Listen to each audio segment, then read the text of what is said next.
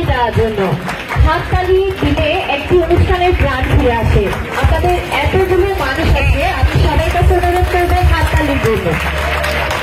আগ্রহ বাড়ানোর জন্যই আমি অনুরোধ করব যে আপনারা যাতে হাততালির মাধ্যমে আমাদেরকে একটু অনুপ্রেরণা দেন।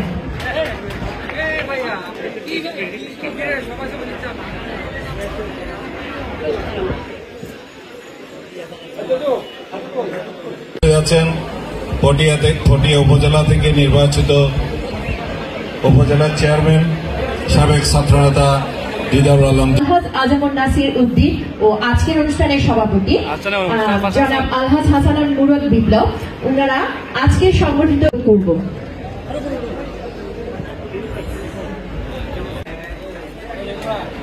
এরপর দেবজিৎ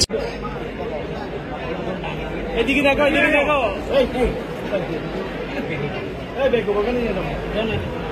রহমতুল্লাহি ওয়া বারাকাতুহু এবং অন্যান্য ধর্মাবলম্বী যারা আছে তাদের প্রতি আমার নমস্কার এবং প্রণাম। বক্তব্য রাখার অবকাশ নেই, এখানে প্রধান অতিথি বক্তব্য রাখবেন, আমাকে আবার পটিয়াতে আমার কিছু সামাজিক প্রোগ্রামে এড করে চলে যেতে হবে, সেই জন্য আপনাদের থেকে ছুটি নিচ্ছি। বক্তব্যে একটাই কি দিচ্ছি, শিক্ষার্থীদের উদ্দেশ্যে বলবো, আসলে রাজনীতি করলে খারাপ হয়ে যায় না, রাজনীতিতেও ভালো খারাপ আছে, সরকারি চাকরি করলেও ভালো খারাপ আছে, শিক্ষকতা করলেও ওখানে ভালো খারাপ আছে, সব কোনো পেশা খারাপ না। ব্যবসাবাদী করে রাজনীতি করা যায়। রাজনীতি যদি মনে করে যে আমার অর্থবিত্ত কামানোর জন্য হাতিয়ার, তাহলে রাজনীতিতে সমস্যা। রাজনীতি একটা মানব সেবা, এই যে কতগুলো সেবা আছে, সেবার মধ্যে একটি অংশ। যেমন আপনাদের ওয়ার্ডে হাসান মুরাদ বিপ্লব সাহেব, পরপর আপনারা তাকে 2-3 বারের কাউন্সিলর নির্বাচিত করেছেন। এর আগে সেই সরকারি কমার্স কলেজে আমাদের সাথে একসাথে রাজনীতি করেছেন। উনি সরকারি কমার্স কলেজ ছাত্র সংসদের পিপি ছিলেন, আমি সরকারি কমার্স কলেজ ছাত্রলীগের সাধারণ সম্পাদক ছিলাম, সভাপতি ছিলাম। চট্টগ্রাম মহানগর ছাত্রলীগের 2001 সালে 8 মার্ডারের পরে মানে প্রধানমন্ত্রী চট্টগ্রাম সার্কিট হাউসে আমাদের 12 জনকে দিয়ে স্ট্যান্ডিং কমিটি গঠন করে দিয়েছিল, 12 জনকে দিয়ে। সেই 12 জনের মধ্যে আমরা 3 জন এখানে উপস্থিত আছি, আপনাদের কাউন্সিলর হাসান মুরাদ বিপ্লব, ওই শেয়ার স্বপন, আর আমি দিদার আলম দিদার। আরেকজন 24 নম্বর উত্তরগাঁও ওয়ার্ডের কাউন্সিলর নাজমুল হক ডিও, সেও আমাদের রাজনৈতিক সহযোদ্ধা। আপনাদের এই পাড়ারই সন্তান মহানগর ছাত্রলীগের সাধারণ সম্পাদক সালাউদ্দিন শওকত, তারপর ওই দেবাইশ পাল দেবু মারা গেছেন, গিয়াসুদ্দিন হিরু ভাই, আমি তার আত্মার প্রতি শ্রদ্ধা জানাচ্ছি। মহিমুদ্দিন মহিম এমএস কলেজ ছাত্র সংসদের বিপি, সেও মারা গেছে, আমি তার আত্মার প্রতি শ্রদ্ধা জ্ঞাপন করছি এবং তার শোকসংগ্ন পরিবারের প্রতিও গভীর সমবেদনা জ্ঞাপন করছি। এরকম আমরা প্রায় এমআর আজিম সহ আমরা প্রায় 12 জনের মতো ছাত্র নেতা সেই দিন ছিলাম, যেই দিন মহানগর ছাত্রলীগের কোনো কমিটি ছিল না। তা আমরা যারা 12 জন আছি তার মধ্যে 2 জন মারা গেছে, আর 10 জন ইনশাল্লাহ আমরা আছি। আমাদের মধ্যে কেউ কিন্তু বিপদগামী হয়নি। ছাত্রলীগ করে একদম তৃণমূল থেকে, আমি তো 1988 সালে স্কুল কমিটি থেকে আমার রাজনীতি শুরু, সেই থেকে এই পর্যন্ত আসছে আপনাদের দোয়া নিয়ে।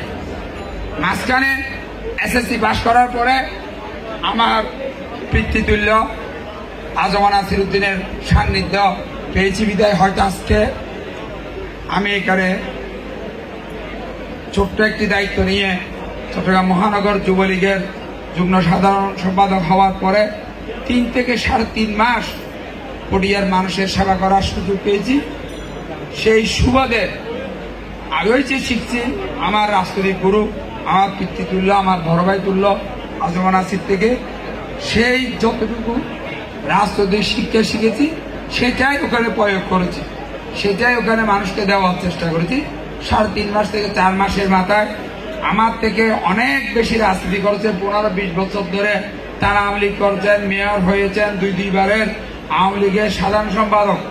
আমি পটিয়ার তেমন কিছু ছিলাম না, আমার আব্বা একজন মুক্তিযোদ্ধা ছিলেন, দক্ষিণ জেলা তথা বৃহত্তর চট্টগ্রামের আওয়ামী লীগের অবিভক্ত চট্টগ্রাম আওয়ামী লীগের কৃষি সম্পাদক ছিল বঙ্গবন্ধুর সময়ে, 6 দেওয়ার সময়ে, এবং এম এ আজিজের সাথে আমার বাবা রাজনীতি করতেন।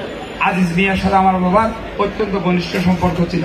সে পারিবারিক সূত্র ধরে এসএসসি পাশ করে মহসিন কলেজে যখন ভর্তি হয়, এরপর পরেই নাসির ভাইয়ের সান্নিধ্য পায়, ওই থেকে আজকের দিন পর্যন্ত একদিনের জন্য ওনার কথা থেকে ওনার আদর্শ থেকে, ওনার নির্দেশনা থেকে বিচ্যুতি হয় নাই। হয়তো কর্মের প্রয়োজনে, ব্যবসার প্রয়োজনে বা অন্য কাজে হয়তো 2-4-3 দেশের বাইরে বা কোথাও ছিলাম, না হলে এই দীর্ঘ 40 বছরের মধ্যে একদিনের জন্য ওনার নির্দেশনা থেকে বিচ্যুতি হয় নাই। সেই জন্য যতটুকু লেখাপড়ার পাশাপাশি রাজনৈতিকভাবে যতটুকু জ্ঞান অর্জন করেছি, ওনার থেকে শিখেছি, সেই জ্ঞানটুকুই সেই মানব সেবা কিভাবে করতে হয় প্রতিটি মুহূর্তে মুহূর্তে উনি আমাদেরকে হাতে কলমে শিখিয়েছে। এখনো যখন পাশে বসে আছি, ওখানেও বসে বসে উনি আমাকে সনাতন ধর্মের, বৌদ্ধ সম্প্রদায়, হিন্দু সম্প্রদায়ের মানুষের সাথে কিভাবে আচরণ করতে হবে এই বিষয়গুলো নিয়ে আমাকে বলে যে তুমি মুসলমানের ছেলে ঠিক আছে, বাট হিন্দু ধর্মাবলম্বী যারা আছে তাদের প্রতি তোমার কি হওয়া উচিত, বৌদ্ধ ধর্মাবলম্বীদের জন্য কি করা উচিত, এই বিষয়গুলো নিয়ে এখনো কথা বলছে। বাহ্যিক বা কোনো গল্প নিয়ে এই আধা ঘন্টা 45 মিনিট উনি কাটান নাই, আমিও কাটাই নাই। তো সেই জন্য আমি কৃতি শিক্ষার্থীদেরকে বলবো, আপনারা বিশ্ববিদ্যালয়ে পড়েন, লেখাপড়া করেন, মানুষের মতো মানুষ হন। রাজনীতি করলে শুধু মানব সেবা করা যায় এমন কথা নাই, সরকারি চাকরি করো মানব সেবা করা যায়, মানুষের সেবা করা যায়। মা বাবার পরে সমাজ, দেশের সেবা করতে হবে, এই কারণেই করতে হবে। আপনি হয়তো বলতে পারেন আমি লেখাপড়া করছি আমার আব্বুর টাকা দিয়ে, আমি কেন মানুষের সেবা করতে যাব?